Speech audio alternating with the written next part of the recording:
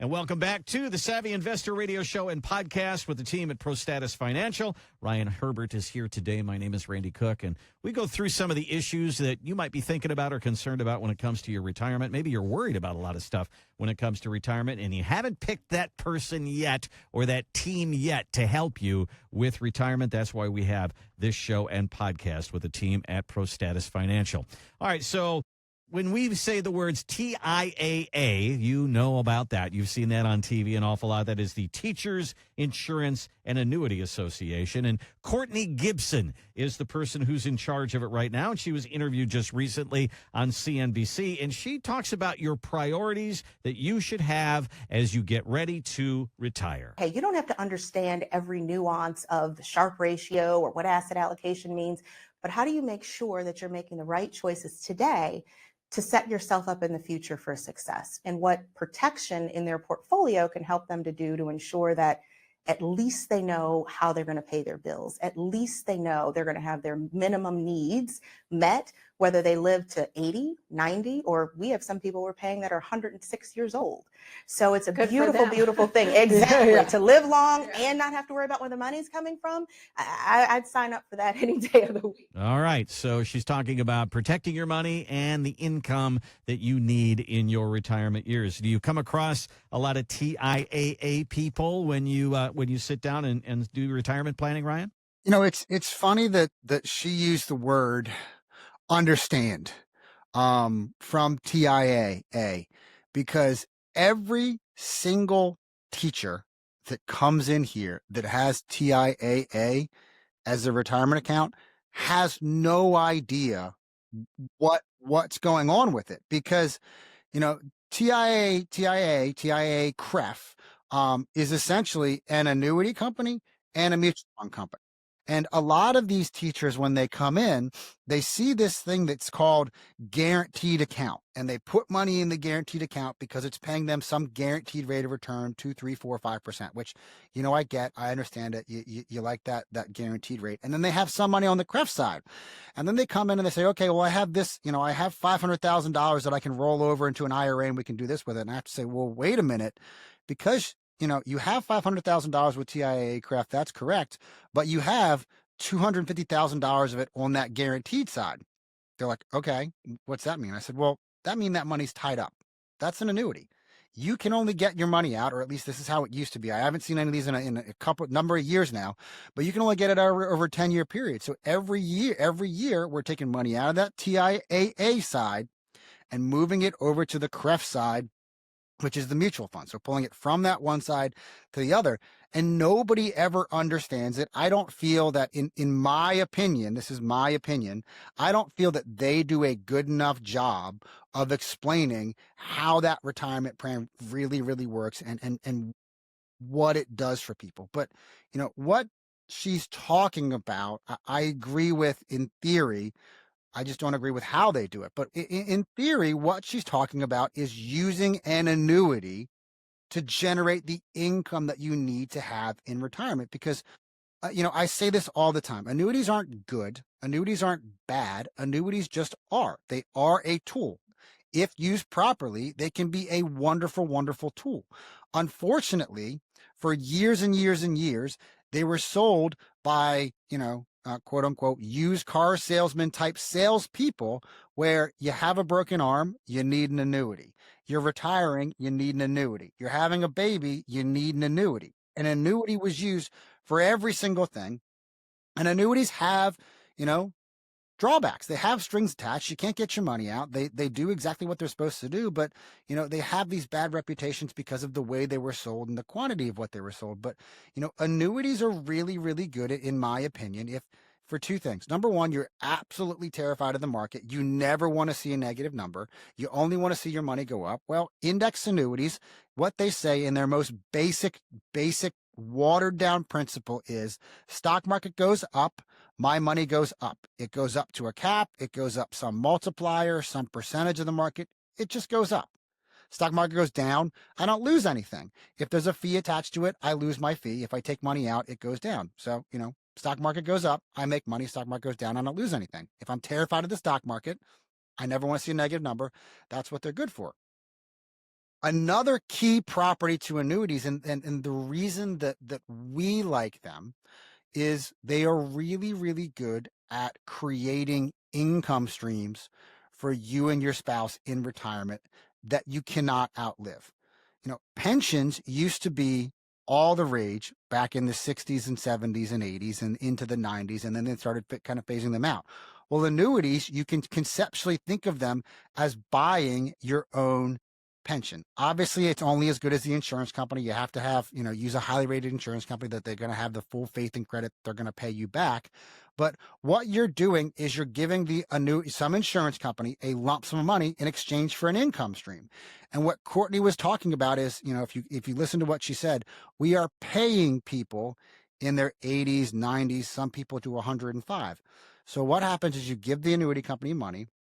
They're going to guarantee you some type of growth, 5, 6, 7, 8% for X amount of years, 5, 10, some 15, 18 years, I think is the longest that I've seen out there.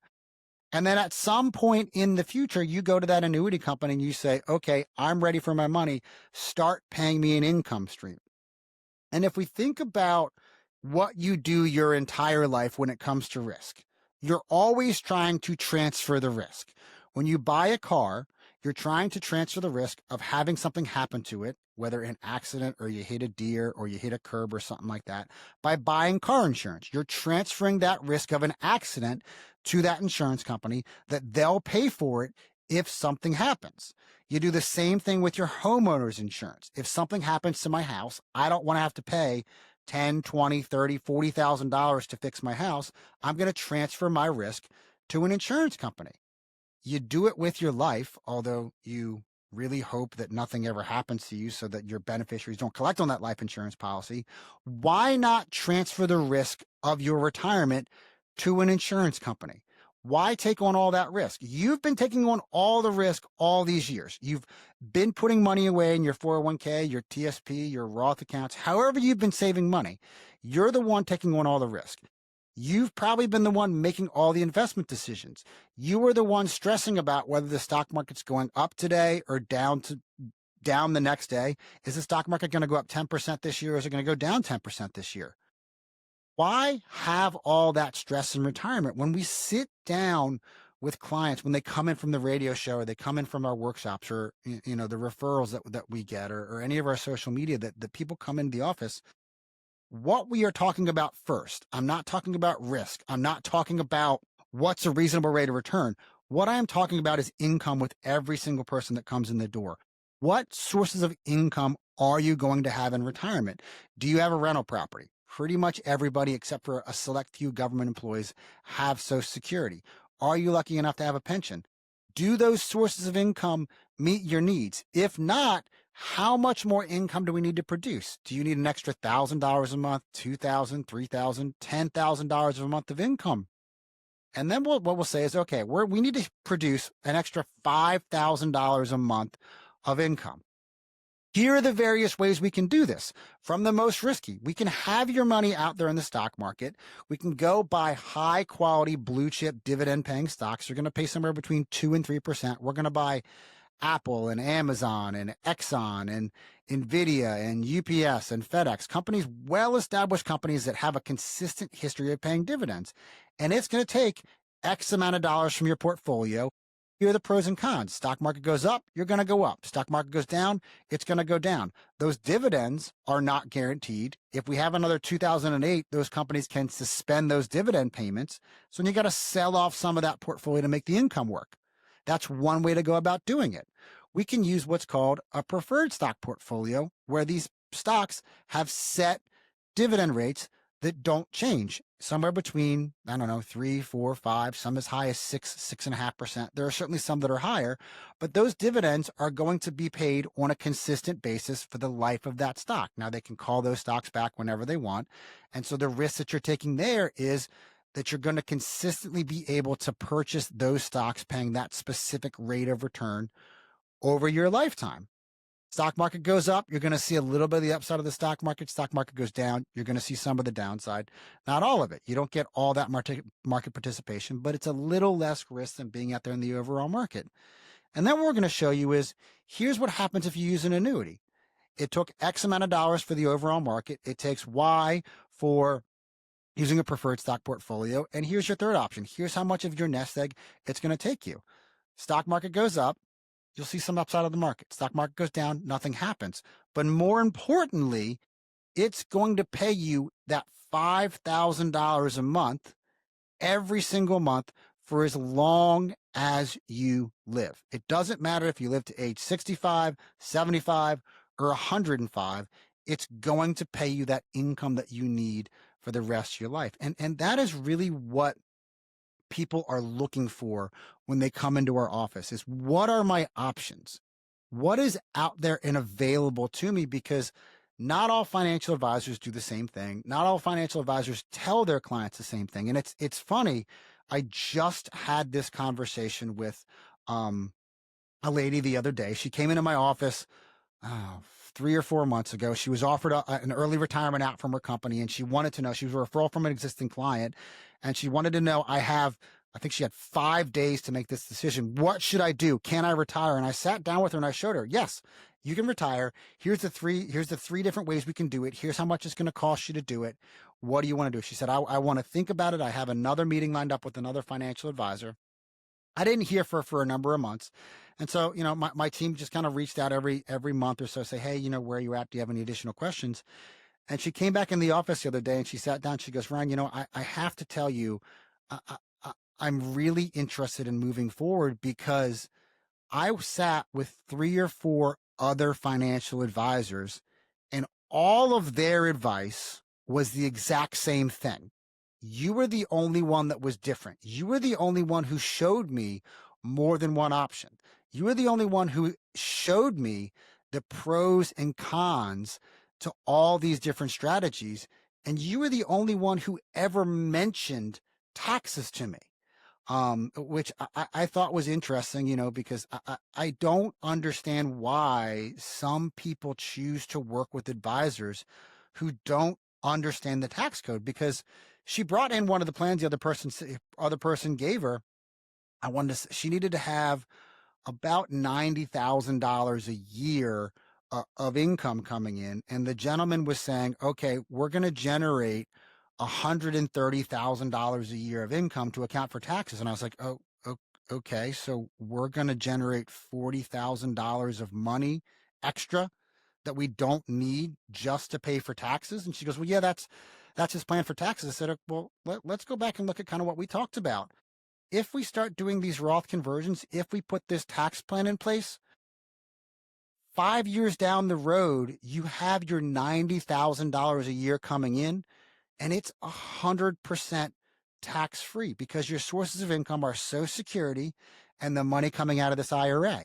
If we convert this IRA over to a Roth, the money coming out of the Roth IRA doesn't make your Social Security become taxable. So now you have $90,000 a year with zero taxes. We're talking about spending, for her case, taking about $300,000 of her $1 million nest egg and setting aside for income purposes. That other $700,000 that we weren't using for income, that was her extra money. That was her play money. That was, I need a new car. The roof comes off the house. I want to take a vacation. That's where that money came from.